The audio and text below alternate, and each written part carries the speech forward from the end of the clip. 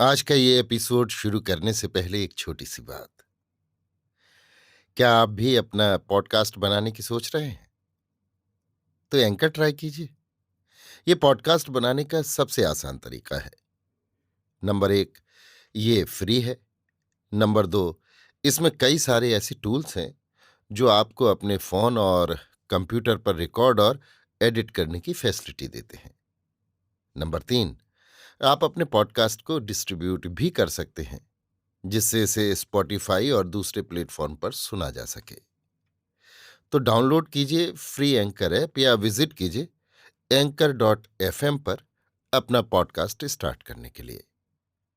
ये तो थी एक छोटी सी जानकारी, और अब शुरू करते हैं एपिसोड का सिलसिला। तो आज के एपिसोड में लीजिए सुनिए विश्वंभरनाथ शर्मा कौशिक की लिखी कहानी पाप का फल, मेरी यानी समीर गोस्वामी की आवाज में। रात के 8 बज चुके हैं। कॉलेज हॉस्टल के एक कमरे में थर्ड ईयर के दो विद्यार्थी अध्ययन कर रहे हैं। कमरा दो बिजली के लैंपों से प्रकाशपूर्ण हो रहा है। कमरे में एक ओर पलंग बिछा है, जिस पर बिस्तर फैला हुआ है। दूसरी ओर एक मेज लगी हुई है, जिस पर एक बिजली का टेबल लैंप रखा है और कुछ पुस्तकें तथा लिखने की सामग्री रखी है। टेबल के सामने दो कुर्सियों पर वे दोनों नवयुवक बैठे हैं। कमरे के पूर्व की ओर कमरे का मुख्य द्वार है और पश्चिम की ओर दो खिड़कियां हैं, जिनमें कांच मंडित कपाट लगे हुए हैं। पलंग के नीचे दो ट्रंकों की झलक भी दिखाई पड़ रही है।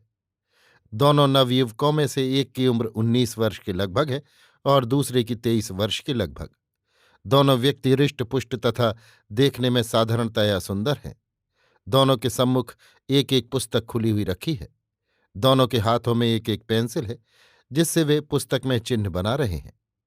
कुछ देर तक दोनों इसी प्रकार मौन रूप से अपना अपना कार्य करते रहे। हठात उनमें से एक ने, जो उम्र में दूसरे से 4 वर्ष छोटा था, सिर उठाकर कहा, भाई चंद्रशेखर, ये पाप क्या चीज है? कुछ आश्चर्य से प्रश्नकर्ता की ओर देखकर चंद्रशेखर ने कहा, पाप क्या चीज है? वाह भाई निरंजन, तुम्हें आज तक यही ज्ञात न हुआ कि पाप क्या चीज है? निरंजन, हाँ हाँ, क्या हुआ? इसमें इतना आश्चर्य करने की कौन सी बात है? आप ही बताइए कि पाप किसे कहते हैं? चंद्रशेखर, ये तो बड़ी साधारण बात है। बुरे काम करना पाप है। निरंजन, केवल इतना कह देने से काम नहीं चलता। जब आप ये कहते हैं कि बुरे काम करना ही पाप है, तो ये प्रश्न उठता है कि बुरे काम कौन से हैं। यदि आप कहें कि झूठ बोलना बुरा है, इसलिए झूठ बोलना पाप है, तो उस पर मैं ये कहता हूं कि ऐसे अवसर भी आए हैं और आते रहते हैं जबकि झूठ बोलना बुरा नहीं, वरन अच्छा समझा जाता है। उस दशा में वो पाप नहीं कहा जा सकता। चंद्रशेखर, झूठ बोलना तो किसी दशा में भी पुण्य नहीं समझा जाता। निरंजन, मैं ये नहीं कहता कि पुण्य समझा जाता है। मैं केवल इतना कहता हूं कि पाप नहीं समझा जाता। जैसे कोई व्यक्ति एक अपराध करता है, परंतु उसके लिए उसके हृदय में सच्चा पश्चाताप है, सच्चा अनुताप है। साथ ही उसकी परिस्थिति ऐसी है कि यदि उसे उस अपराध के लिए दंड दिया जाता है, तो उसका सर्वनाश हुआ जाता है। उसके बाल बच्चे घोर संकट तथा विपत्ति में पड़ जाते हैं।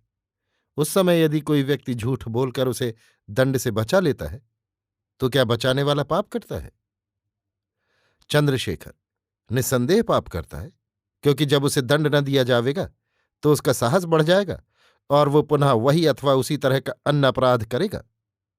निरंजन, हाँ ठीक है, परंतु यदि वो पुनः अपराध न करे, क्योंकि ये मैं पहले ही कह चुका हूं कि उसके हृदय में सच्चा पश्चाताप है, तब। चंद्रशेखर कुछ क्षणों तक सोचकर बोले, ऐसी दशा में भी झूठ बोलना पाप ही है। निरंजन, बस यहीं पर मेरा तुमसे मतभेद है। तुम कर्म को पाप मानते हो, परंतु मैं कर्म को पाप नहीं मानता। मैं उसके फल को पाप मानता हूं। जब तक किसी कर्म का फल स्वयं अपने लिए तथा दूसरों के लिए किसी प्रकार से भी हानिकारक न हो, तब तक वो पाप नहीं है। चंद्रशेखर, यदि इसे ठीक मान लिया जाए, तब तो पाप कोई चीज ही नहीं रह जाता। निरंजन, क्यों नहीं जाता?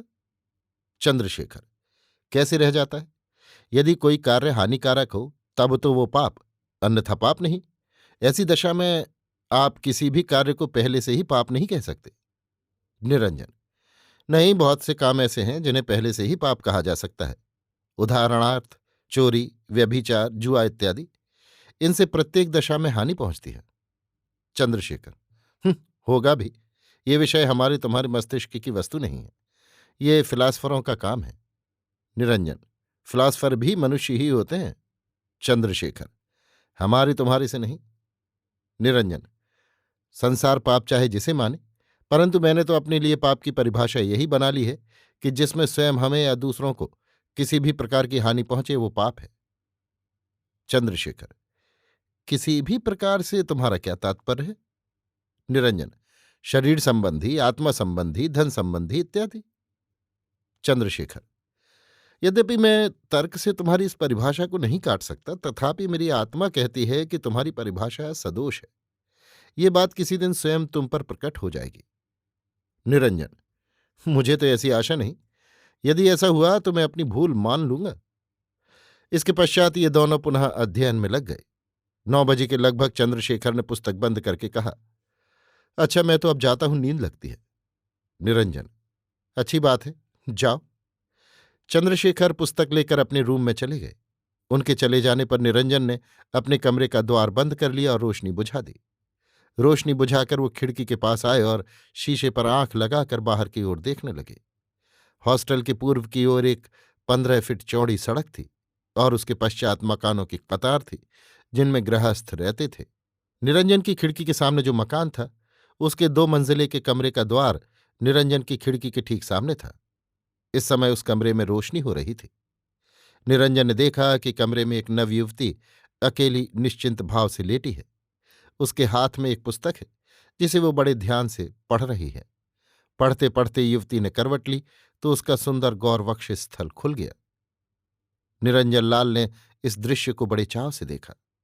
निरंजन लाल इसी प्रकार खड़ी युवती के रूपामृत को पान करते रहे।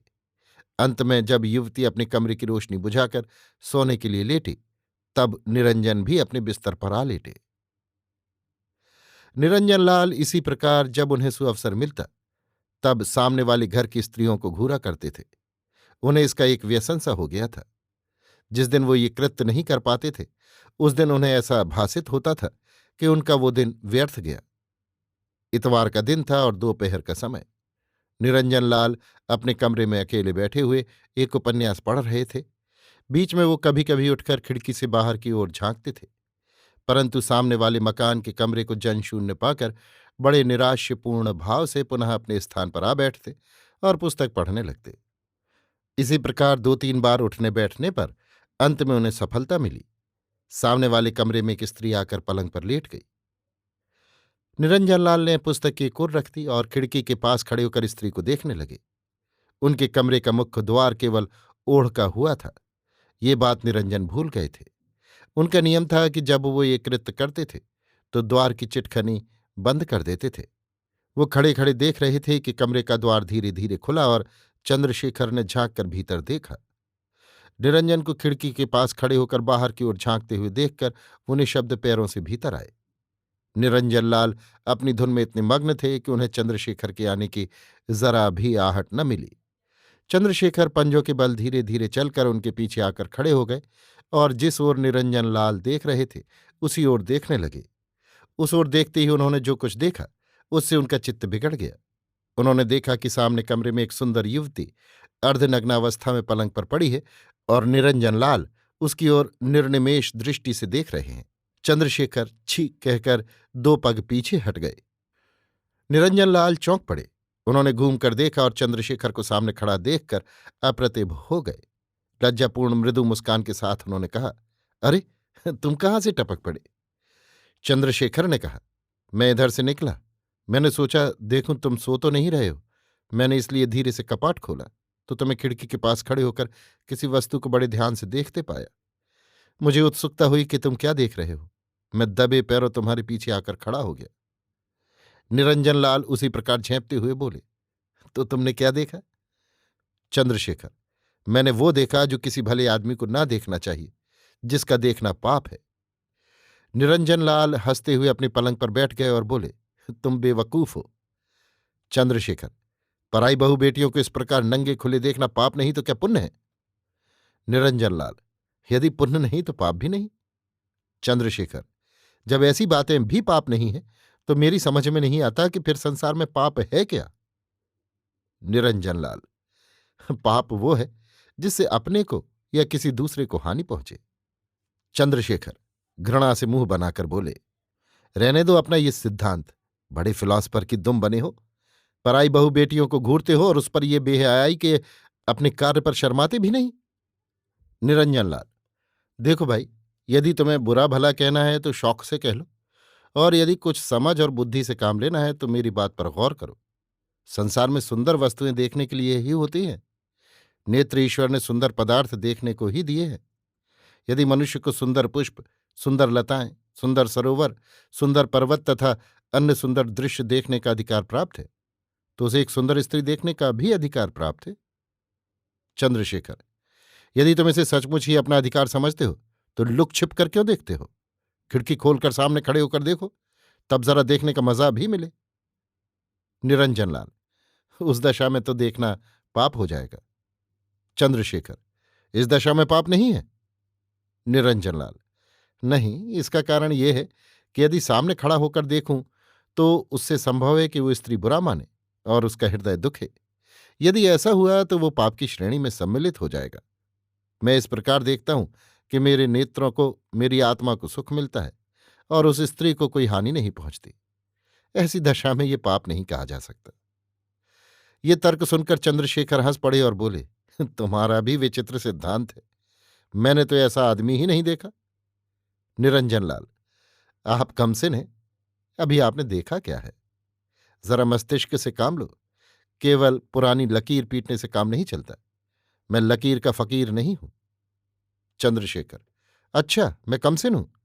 ईश्वर झूठ न बुलाए, मैं आपसे 3-4 वर्ष बड़ा ही हूं। रही मस्तिष्क से काम लेने की बात, सो पराई बहू बेटियों को घूरने के कुकर्म को तर्क से सुकर्म प्रमाणित करना अभी मेरे मस्तिष्क ने नहीं सीखा है।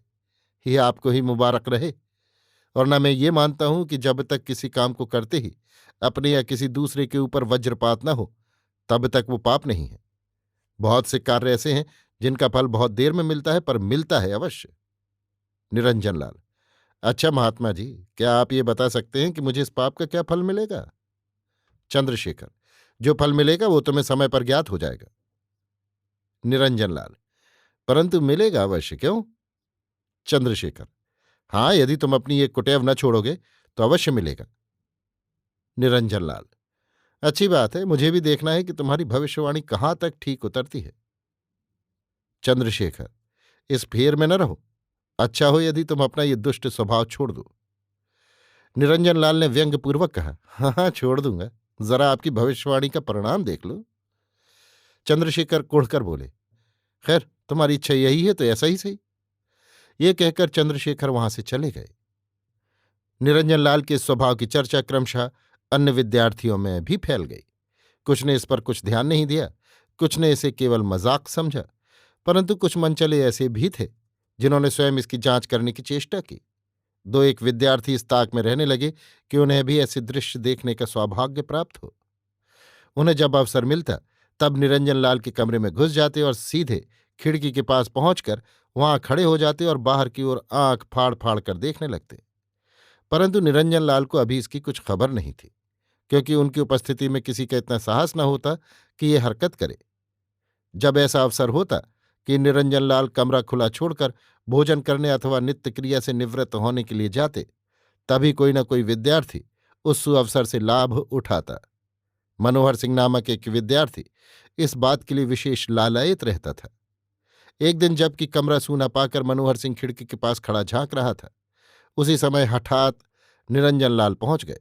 उन्होंने मनोहर सिंह को खिड़की से झांकते देखकर समझ लिया कि इसे भी शौक लगा। उन्होंने किंचित कर्कश स्वर से पूछा, वहां खड़े क्या झांकते हो जी?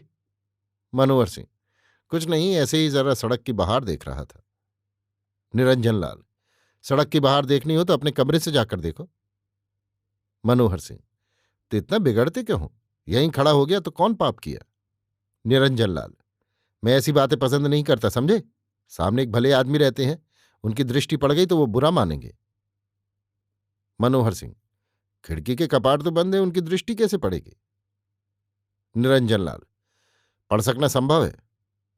हाँ भाई, तुम घंटों खड़े होकर घूरो, तब दृष्टि नहीं पड़ती। मेरे खड़े होने से दृष्टि पड़ जावेगी। मानता हूं उस्ताद। निरंजन लाल ने क्रुद्ध होकर कहा, बस जबान संभाल कर बात करो, नहीं अच्छा ना होगा। मनोहर सिंह किंचित मुस्कुराकर बोला, ये गीदड़ भब की किसी और को दिखाओ, तुम्हारी सब कला मुझे मालूम है। निरंजन लाल, क्या मालूम है? मैं कोई चोर बदमाश तो हूं नहीं, आपको मालूम क्या है? मनोहर सिंह, अच्छा अच्छा, बहुत जामे के बाहर मत हो। मैंने कुछ मोती नहीं तोड़ लिए, केवल एक नजर भर देख लिया है। तुम्हारी चीज तुम्हें मुबारक रहे, मगर उस्ताद ये तन्हाखोरी अच्छी नहीं। निरंजन लाल, तुम बड़े बदमाश आदमी हो जी, जो मुंह में आता है बके जाते हो। मेरा कमरा है, मैं यहां जो चाहूंगा करूंगा, तुम्हारे बाप का इजारा है।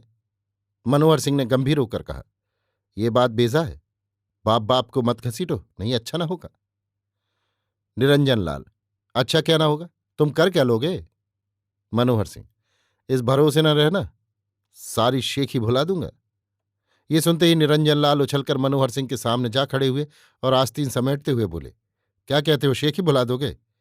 इन दोनों की चीत्कार सुनकर अन्य विद्यार्थी जमा हो गए और सब पूछने लगे, क्या है, क्यों लड़े मरते हो? मनोहर सिंह ने देखा कि अब यहां ठहरना ठीक नहीं, अतः उसने कहा, अच्छा देखा जाएगा, बताऊंगा। ये कहकर वो निरंजन के सामने से टल गया। उसके चले जाने के पश्चात विद्यार्थियों ने निरंजन लाल से बहुत पूछा कि क्या बात थी, पर निरंजन ने कुछ नहीं बताया। इस घटना के पश्चात 15-20 दिन व्यतीत हो गए। निरंजन लाल और चंद्रशेखर की मित्रता पूर्ववत बनी हुई है। यद्यपि चंद्रशेखर जानते हैं कि निरंजन लाल ने अपना दुष्ट स्वभाव छोड़ा नहीं, परंतु इस पर अब वो कुछ नहीं कहते। इधर निरंजन लाल की ये दशा है कि वो चंद्रशेखर को चिढ़ाने के लिए कभी कभी उनके सामने ही घूराघारी आरंभ करते हैं। ये देखकर चंद्रशेखर वहां से टल जाते हैं। एक दिन इतवार को दोपहर के समय निरंजन लाल भोजन करने गए। उन्होंने अपने कमरे के द्वार को केवल ओढ़का दिया। उनके जाते ही मनोहर सिंह टहलते हुए उनके कमरे के पास आए और इधर उधर देखकर धीरे से कमरे के अंदर घुस गए। कमरे के भीतर जाकर वो सीधे खिड़की के पास पहुंचे। पहले तो वो कुछ क्षणों तक खड़े देखते रहे। इसके उपरांत उन्होंने धीरे से खिड़की के कपाट खोले और कमीज की जेब से एक कंकड़ निकाला। वो कंकड़ उन्होंने सामने वाले कमरे में फेंककर पुनः कपाट बंद कर लिए और जल्दी से कमरे से बाहर निकल आए। कमरे के कपाट पूर्ववत ओढ़काकर वो चुपचाप अपने कमरे की ओर चले गए। उनके जाने के 2-3 मिनट पश्चात ही निरंजन लाल भोजन करके लौटे और अपने कमरे में आकर कपड़े पहनने लगे। वो कमीज पहनकर पान खाने के लिए बाहर आ ही रहे थे कि उसी समय उनके पिछवाड़े कुछ कोलाहल सुनाई पड़ा। उन्होंने खिड़की खोलकर बाहर की ओर झांका। उन्होंने देखा कि सामने वाले मकान के बाबू ने कर्कश स्वर में कहा, क्यों जनाब, ये आपकी कौन सी हरकत है? निरंजन का कलेजा धक से हुआ। उन्होंने सोचा, कहीं मेरा झांकना ताकना इन्हें तो नहीं मालूम हो गया। उन्हें कुछ घबराया हुआ तथा निरुत्तर सा पाकर वो बाबू अधिकतर उत्तेजित होकर बोले, आप भले आदमियों के घरों में ढेले फेंकते हैं क्यों? मालूम होता है आपकी कोई बहन बेटी नहीं है। निरंजन लाल बोले, मैंने तो ढेला बेला कुछ नहीं फेंका। वो बाबू साहब एक कंकड़ दिखाकर बोले, ये ढेला आपके कमरे से आया है, अभी अभी आपने फेंका है। निरंजन लाल कुछ कर्कश स्वर में बोले, मैंने नहीं फेंका, खामोखा एक भले आदमी पर तोहमत लगाते हैं। बाबू साहब, तुम भले आदमी हो, तुम अव्वल दर्जे के बदमाश हो, एक तो कसूर किया ऊपर से टर्राते हो। याद रखना, इस बार तो मैं तरह देता हूं, आइंदा कभी ऐसी हरकत की तो बहुत बुरी तरह पेश आऊंगा। ये कहकर बाबू साहब बकते झकते चले गए। इधर निरंजन लाल हतबुद्धि से होकर खड़े रहे। इधर ये गुलगपाड़ा सुनकर अन्य विद्यार्थी भी इनके कमरे में जमा हो गए थे। उनमें से जो निरंजन लाल के स्वभाव को जानते थे, उनमें से एक ने कहा, वाह उस्ताद, मानता हूं, घूराघारी करते करते ढेलेबाजी भी करने लगे। निरंजन लाल, मैं तो अभी भोजन करके आया हूं, मुझे तो पता तक नहीं कि किसने ढेला फेंका। पहले तो विद्यार्थियों ने इस बात पर विश्वास नहीं किया, पर जब इन्होंने बहुत कस्में वस्में खाई तब सब लोग वहां से हटे। निरंजन की निर्दोषता पर उन्हें विश्वास हुआ या नहीं, इस पर किसी ने अपना मत प्रकट नहीं किया। उपर्युक्त घटना के पश्चात 10 दिन बीत गए। मनोहर सिंह ने देखा कि उसके ढेला फेंकने का जो परिणाम होना चाहिए था वो नहीं हुआ, अतः वो पुनः सुअवसर की ताक में रहने लगा। एक दिन वो निरंजन लाल से पहले ही भोजन करके अपने कमरे में आ गया और इस टोह में रहा कि निरंजन लाल कब भोजन करने जाते हैं। कॉलेज जाने के पूर्व 9:30 बजे के लगभग निरंजन लाल भोजन करने गए। उनके उधर जाते ही मनोहर सिंह पुनः उनके कमरे में घुस गया और वही कांड करके तुरंत अपने कमरे में आया। झटपट पुस्तकें उठाईं और कॉलेज की ओर चल दिया। इधर कुछ ही मिनटों पश्चात निरंजन लाल अपने कमरे में आए और कॉलेज जाने के लिए कपड़े पहनने लगे। वो कपड़े पहनकर तैयार ही हुए थे कि वही बाबू साहब, जिनसे उस दिन कहा सुनी हुई थी, एक अन्य व्यक्ति के साथ उनके कमरे के द्वार पर आकर खड़े हो गए और कर्कश स्वर में बोले, क्यों जनाब, आप अपनी बदमाशी से बाज नहीं आते? अच्छी बात है, आज मैं आपको प्रिंसिपल के पास लिए चलता हूं। आप विद्यार्थी न होते तो मैं आपको इसी जगह खोद कर गाड़ देता। निरंजन लाल पहले तो अवाक हो गए, परंतु फिर संभल कर बोले, आप कुछ घास तो नहीं खा गए हैं? व्यर्थ एक भले आदमी पर दोषारोपण करते हैं। उस दिन मैं चुप हो रहा कि गलती हो गई होगी, किसी ने फेंका होगा, परंतु मेरा कमरा सामने है, इसलिए मेरे ऊपर संदेह होना स्वाभाविक है। उसका नतीजा ये हुआ कि आपने मुझी को ताक लिया। वाह, ये अच्छा स्वांग निकाला। बाबू साहब क्रोध को पीने की चेष्टा करते हुए बोले, देखिए अभी आटे दाल का भाव मालूम हो जाएगा। पहले तो आपको मैं आपके अफसर के पास लिए चलता हूं, उसके बाद जो कुछ होगा देखा जाएगा। निरंजन लाल पुस्तकें उठाकर बोले, चलिए, अफसर मेरा क्या कर लेंगे? जब करा नहीं तो डर काहे का? बाबू साहब निरंजन लाल को साथ लेकर प्रिंसिपल के बंगले की ओर चले। इनके पीछे पीछे अन्य विद्यार्थियों की भीड़ भी चली। प्रिंसिपल का बंगला कॉलेज की सीमा के अंदर ही था, अतएव 5 मिनट में ही सब लोग बंगले पर पहुंच गए। बाबू साहब प्रिंसिपल से सब वृत्तांत कहकर बोले, एक दिन पहले भी इन्होंने यही हरकत की थी और इसी कारण मुझसे इनसे कुछ कहा सुनी भी हुई थी। आप अन्य विद्यार्थियों से पूछ लीजिए कि ऐसा हुआ था या नहीं। प्रिंसिपल साहब ने 2-4 विद्यार्थियों से पूछा। उन्होंने कहा, हाँ, कहाँ सुनी तो अवश्य हुई थी। मनोहर सिंह भी पहुंच गया। उसने आगे बढ़कर कहा, साहब, ये बहुधा इनके घर की स्त्रियों को घूरा करते थे। मैंने इन्हें कई बार ऐसा करते देखा। इसके लिए हॉस्टल में काफी बदनाम हो चुके हैं। सब विद्यार्थी इनकी इस बुरी आदत को जानते हैं। प्रिंसिपल साहब ने अन्य विद्यार्थियों से पूछा। यद्यपि वे नहीं चाहते थे कि निरंजन लाल के विरुद्ध उन्हें कुछ करना पड़े, परंतु सब बात यहां तक पहुंच गई तो उन्हें स्वीकार करना पड़ा कि हाँ, निरंजन लाल इस संबंध में हॉस्टल में बदनाम तो हैं। 1-2 बार इन्हें चंद्रशेखर ने मना भी किया था। प्रिंसिपल, चंद्रशेखर कहाँ है, उसे बुलाओ। चंद्रशेखर की तलाश हुई, पर उनका पता ही न लगा। वो निरंजन के विरुद्ध गवाही देना नहीं चाहते थे, इस कारण टल गए थे। अंत में प्रिंसिपल ने कहा, अच्छा, इतना काफी है, चंद्रशेखर की गवाही की आवश्यकता नहीं। ये कहकर उन्होंने बाबू साहब से कहा, आप तशरीफ ले जाए, मैं इसे काफी सजा दूंगा। बाबू साहब, कृपा करके आप इन्हें उस कमरे से अवश्य हटा दीजिए। प्रिंसिपल, केवल कमरे से ही नहीं, मैं कॉलेज और हॉस्टल दोनों से हटा दूंगा। प्रिंसिपल साहब ने ऐसा ही किया। निरंजन लाल को अपने कॉलेज से सदैव के लिए निकाल बाहर किया। 1 वर्ष पश्चात चंद्रशेखर एक कार्यवश उसी नगर में गए जिस नगर में कि निरंजन लाल रहते थे, और निरंजन लाल के मकान पर पहुंचकर उनसे उन्होंने भेंट की। चंद्रशेखर ने पूछा, कहो आजकल क्या करते हो? निरंजन लाल, यहां एक बैंक में नौकरी करता हूं, 80 रुपये मासिक पाता हूं। क्या सोचता था और क्या हो गया। सोचता था बीए पास करके वकालत की डिग्री प्राप्त करूंगा, परंतु भाग्य में तो ये बदा था। चंद्रशेखर, क्या वास्तव में आपने ढेले नहीं फेंके थे? निरंजन लाल, ईश्वर को साक्षी करके कहता हूं कि मैंने ढेला फेंकना कैसा, कभी खिड़की खोलकर देखा भी नहीं। मैं तो इसे घोर पाप समझता था। ढेले जहां तक मैं समझता हूं मनोहर सिंह ने फेंके थे। उससे मुझसे एक दिन झगड़ा हुआ था और उसने कहा था कि समझूंगा। 1000 दर्जे तो ये उसी का काम है। उसी ने सबसे पहले स्वयं प्रिंसिपल से मेरी झांका ताकी करने की बात भी कही थी। चंद्रशेखर, मैं जानता था कि कदाचित मुझसे भी पूछा जाए, इसीलिए मैं लापता हो गया था, क्योंकि ना तो मैं झूठ बोलना चाहता था और न तुम्हारे विरुद्ध कुछ कहना चाहता था।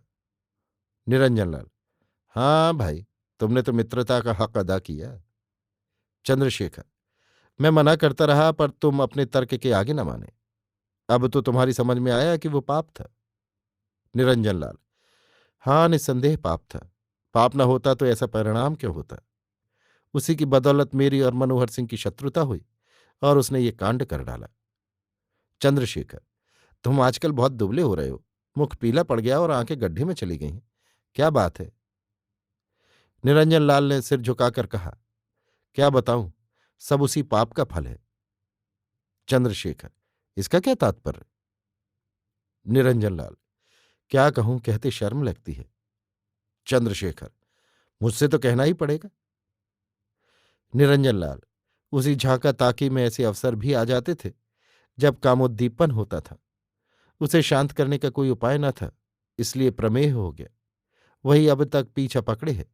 चिकित्सा हो रही है, अभी तक तो कोई लाभ हुआ नहीं। चंद्रशेखर: बड़े दुख की बात है। जिसे तुम समझते थे कि उससे किसी को हानि नहीं पहुंचती, उससे तुम्ही को कितनी हानि पहुंची। निरंजन: बुरे काम का फल मिलता अवश्य है, चाहे शीघ्र मिले चाहे देर में। इसमें जरा भी मिथ्यावाद नहीं है। अभी आप सुन रहे थे विश्वंभरनाथ शर्मा कौशिक की लिखी कहानी पाप का फल, मेरी यानी समीर गोस्वामी की आवाज में।